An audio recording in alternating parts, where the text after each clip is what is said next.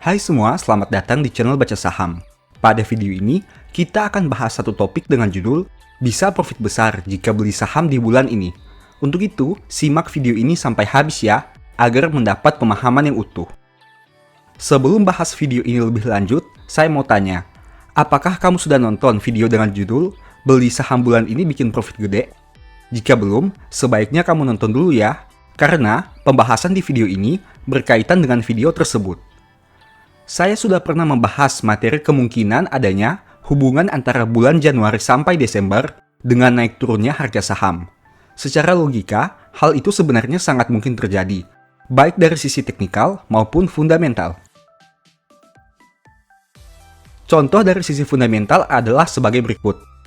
Beberapa perusahaan yang bergerak di bidang konsumsi biasanya mengalami peningkatan kinerja di bulan tertentu, yaitu saat adanya hari raya.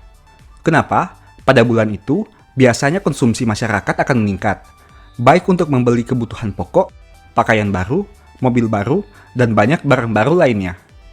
Selain itu, biasanya pada saat itu, para pekerja mendapat THR, sehingga lebih banyak uang yang bisa dibelanjakan. Ujung-ujungnya, penjualan produk perusahaan akan meningkat, dan tentu berdampak juga pada kenaikan laba. Kenaikan laba itu membuat para pelaku pasar euforia, sehingga membeli saham. Pada akhirnya, harga saham pun mengalami peningkatan. Nah, selain dari berbagai sisi fundamental dan makroekonomi, pada video ini, saya coba membahas dari sisi historical price-nya. Saya akan coba membuat riset sederhana untuk melihat apakah ada hubungan antara harga masa lalu dan momentum bulan terbaik suatu saham. Harga masa lalu yang saya gunakan berpatokan pada periode 2014 sampai 2020. Sumber data diambil dari Yahoo Finance dengan menggunakan harga tertinggi dan terendah setiap tahun. Untuk harga tertinggi, kita berpatokan pada angka di atas harga tertinggi rata-rata. Dan untuk harga terendah, kita berpatokan pada angka di bawah harga terendah rata-rata. Adapun sampel saham yang saya gunakan ada di sektor banking, yaitu BBCA, BBRI, BMRI, BBNI, dan BBTN. Oh iya, jika kamu ingin mengetahui perbandingan fundamental dari kelima saham tersebut, silahkan nonton video dengan judul Battle 5 Saham Banking ya. Di sana, saya sudah ringkaskan kinerja 5 saham itu.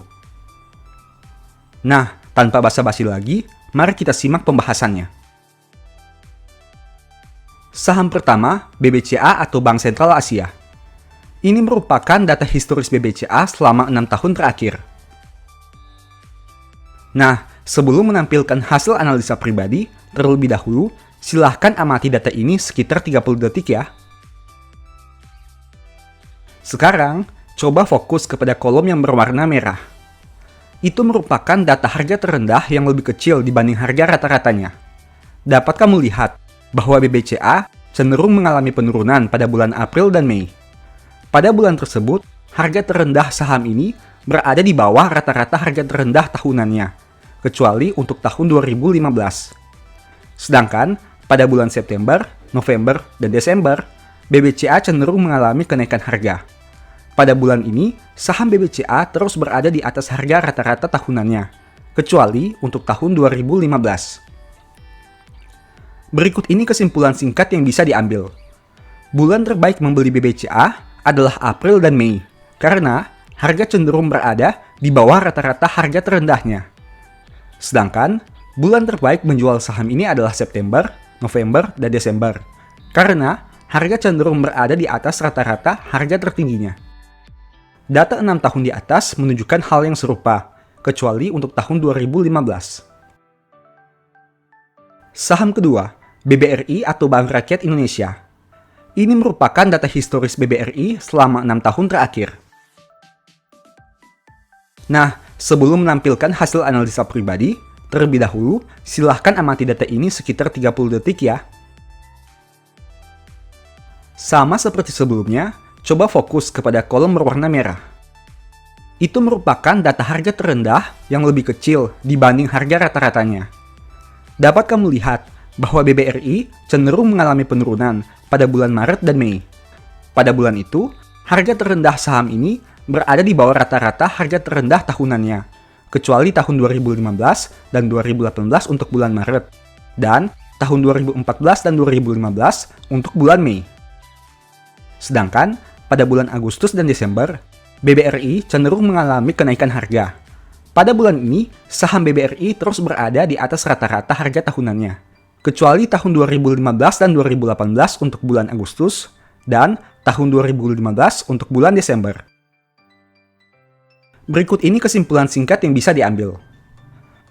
Bulan terbaik membeli BBRI adalah Maret dan Mei, karena harga cenderung berada di bawah rata-rata harga terendahnya. Sedangkan, bulan terbaik menjual saham ini adalah Agustus dan Desember, karena harga cenderung berada di atas rata-rata harga tertingginya. Saham ketiga, BMRI atau Bank Mandiri. Ini merupakan data historis BMRI selama 6 tahun terakhir. Nah, sebelum menampilkan hasil analisa pribadi, terlebih dahulu, silahkan amati data ini sekitar 30 detik ya. Sama seperti sebelumnya, coba fokus kepada kolom yang berwarna merah. Ini merupakan data harga terendah yang lebih kecil dibanding harga rata-ratanya. Dapat kamu lihat bahwa BMRI cenderung mengalami penurunan pada bulan Maret dan Mei. Pada bulan ini, harga terendah saham ini berada di bawah rata-rata harga terendah tahunannya, kecuali tahun 2015 dan 2018 untuk bulan Maret, dan tahun 2014 dan 2015 untuk bulan Mei.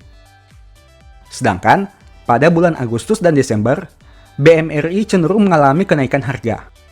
Pada bulan ini, saham BMRI terus berada di atas rata-rata harga tahunannya, kecuali tahun 2018 dan 2020 untuk bulan Agustus, dan tahun 2015 untuk bulan Desember. Berikut ini kesimpulan singkat yang bisa diambil.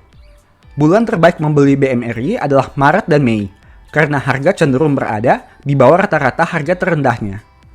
Sedangkan, bulan terbaik menjual saham ini adalah Agustus dan Desember, karena harga cenderung berada di atas rata-rata harga tertingginya. Saham keempat, BBNI atau Bank Negara Indonesia. Ini merupakan data historis BBNI selama 6 tahun terakhir. Nah, sebelum menampilkan hasil analisa pribadi, terlebih dahulu silahkan amati data ini sekitar 30 detik ya. Sama seperti sebelumnya, coba fokus kepada kolom yang berwarna merah. Ini merupakan data harga terendah yang lebih kecil dibanding harga rata-ratanya. Dapat kamu lihat bahwa BBNI cenderung mengalami penurunan pada bulan Mei dan Juni. Pada bulan tersebut, harga terendah saham ini berada di bawah rata-rata harga terendah tahunannya, kecuali tahun 2015 untuk bulan Mei dan tahun 2019 untuk bulan Juni. Sedangkan pada bulan Februari, BBNI cenderung mengalami kenaikan harga. Pada bulan ini, saham BBNI terus berada di atas harga rata-rata tahunannya, kecuali tahun 2014 dan 2017.